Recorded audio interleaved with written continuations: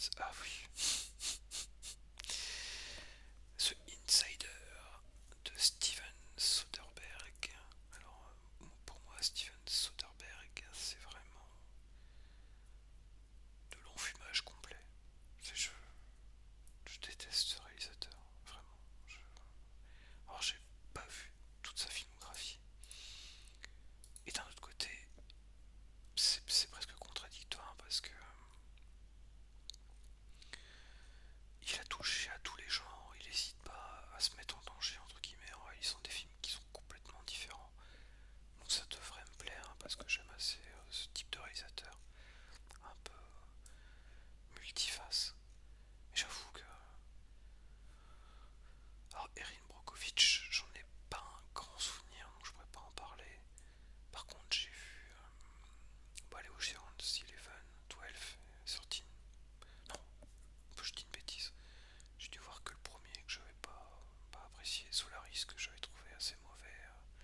Un film de science-fiction dans l'espace avec Georges Clooney. Qu'est-ce qu'on avait d'autre?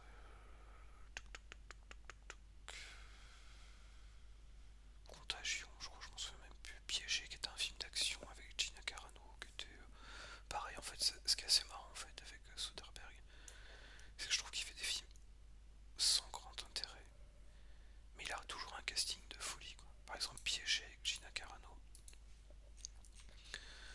le gars il ramène Michael Fassbender, Ewan McGregor, Pete Paxton, Channing Tatum, Mathieu Kassovitz, Antonio Banderas, Michael Douglas. C'est-à-dire que, et même des fois pour des tout petits rôles, quoi. T'as l'impression que même pour jouer un serveur qui apparaît 2 minutes pour servir un verre, il pourrait te faire venir Robert De Niro ou Al Pacino. Donc ça c'est impressionnant.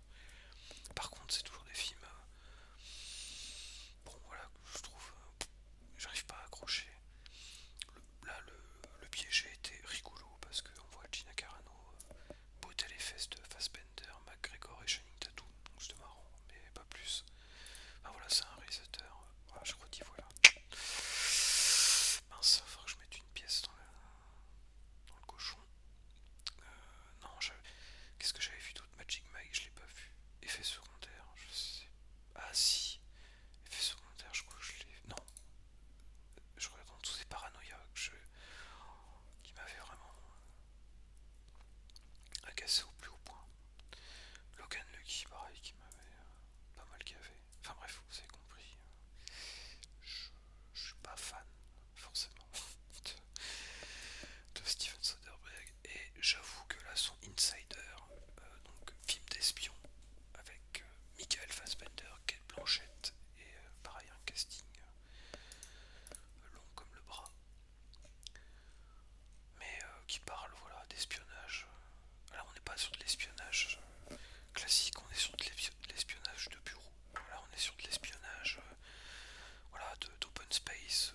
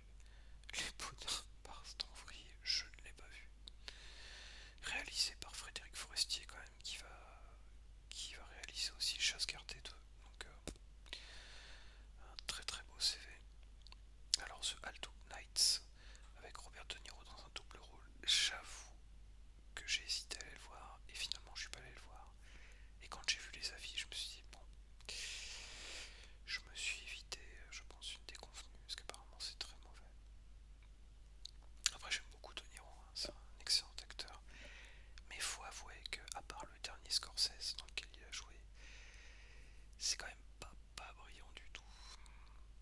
Un nouveau Kane avec Jack Quaid, que était un film sympatoche. Donc le concept est très simple, hein. Petit film, petite comédie d'action, où en fait Jack Quaid a un problème de naissance qui fait qu'il ne ressent pas la douleur. Donc on peut le frapper dans tous les sens, il peut saigner, il peut avoir de gros soucis, mais il s'en rend pas compte. Voilà, donc un concept poussé forcément à l'extrême, où du coup Jack Quaid va être confronté à une bande de braqueurs super vénères, dont notamment Ray Nicholson, le fils de Jack Nicholson, qui joue bien son rôle. Et voilà, non, ça reste une comédie tout à fait recommandable. J'ai passé un bon moment, c'était plutôt sympa. Puis Jack Quaid, il a la tête de l'emploi, hein, du bon gars qui est un peu dépassé par les événements. Il reprend un peu le type de personnage qu'il joue dans The Boys. Donc on est un peu dans la même lignée, entre guillemets, hein. Bien sûr, c'est pas du tout la même ambiance, mais malgré tout, c'est un peu une sorte de personnage similaire. Ensuite, qu'est-ce qu'on a? Bah écoutez, je pense que je vais m'arrêter là pour l'instant. J'ai fait le premier trimestre. Je continuerai par la suite. Voilà les films que j'ai vus. Bah n'hésitez pas à me dire ce que vous avez pu voir. Peut-être les films dont j'ai parlé, peut-être d'autres films que vous avez vus. Ah mais si, si, j'en ai vu un autre, bien sûr, bien sûr, bien sûr. J'ai failli passer à côté, mais non, non, j'ai vu In the Lost Lands avec Dave Bautista, Mila Jovovich, et réalisé par ce magnifique réalisateur qu'est Paul W.S. Anderson. Donc le tout dernier film de Paul W.S. Anderson qui, je pense, a un peu moins de succès qu'avant. Bon, je vous rappelle un peu son CV. Il a fait, il a fait à mon sens ses meilleurs films au tout début, parce qu'il a fait Mortal Kombat, qui a très clairement, certainement, une des meilleures adaptations de jeux vidéo.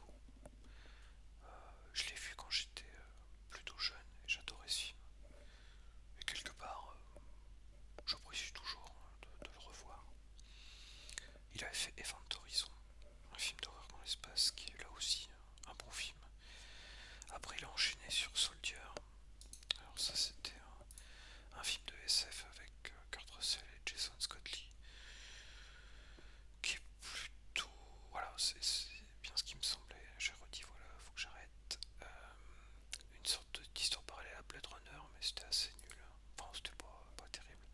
Resident Evil, donc adapté du jeu vidéo qui n'a strictement rien à voir, bien sûr. Alien vs Predator, qui est...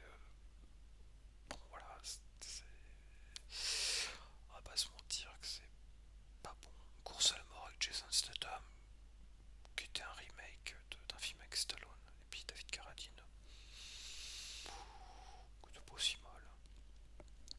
Residence Afterlife numéro 4 de Resident Evil, qui était plus une adaptation de jeu vidéo d'action qu'un vrai Resident Evil. Les Trois Mousquetaires, qui était cataclysmique. Resident Evil Rétribution, pareil. Bon pays que je n'ai pas vu, malheureusement. Resident Evil chapitre final, toujours la même histoire. Monster Hunter, qui est aussi une adaptation de jeu vidéo, qui bien sûr n'a strictement rien à voir avec le film, qui voyait la rencontre entre Tony Jaa et Mila Jovovich.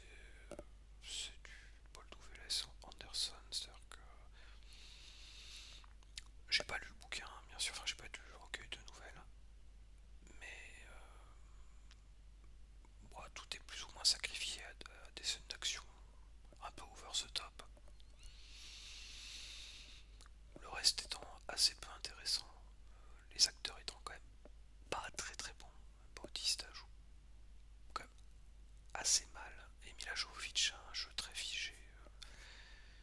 J'avoue que depuis je vais dire depuis le Grand Bleu, pas du tout. Le cinquième élément. Depuis le cinquième élément, j'arrive pas. Enfin, j'ai l'impression que c'est un peu le rôle de sa vie.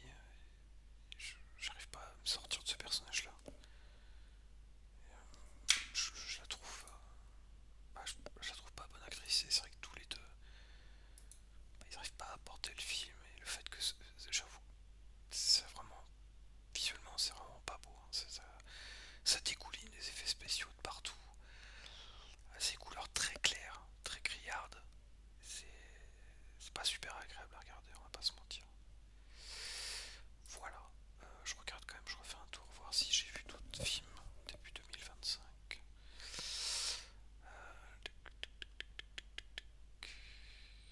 Ça non, ça non, ça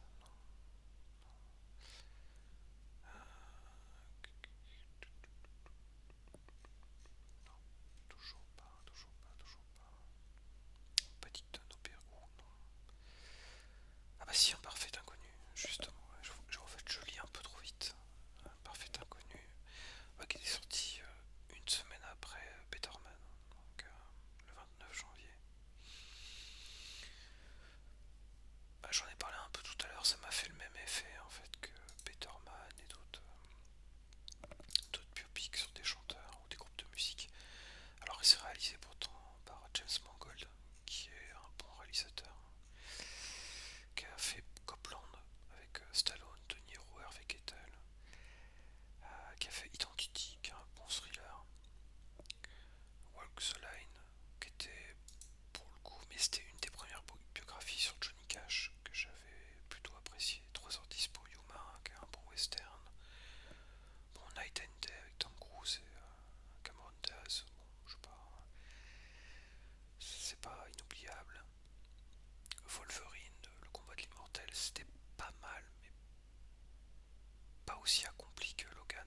Ça, Logan, c'était un excellent film. Et oui, il avait fait aussi Indiana Jones et le cadran de la destinée, qui était un bien meilleur film que Indiana Jones et le royaume du crâne de cristal. Le Mans 66 aussi, c'était pas mal, mais je suis pas forcément un gros fan de bagnole, donc je regarde pas forcément un méga souvenir. Mais en tous les cas, c'est un très très bon réalisateur. Mais voilà. Ah mince, j'ai redit voilà. Il faut que j'arrête. En fait, c'est quand je réfléchis à ce que je vais dire, je dis voilà. Et donc là, il faut que j'arrête de dire ça. Je me concentre. En fait, il a réalisé Walk the Line, qui était à mon sens un biopic intéressant, puis à une époque 2005 où on n'était pas encore farci. Bon, il y avait Ray qui était sorti en 2004, mais c'était pas encore.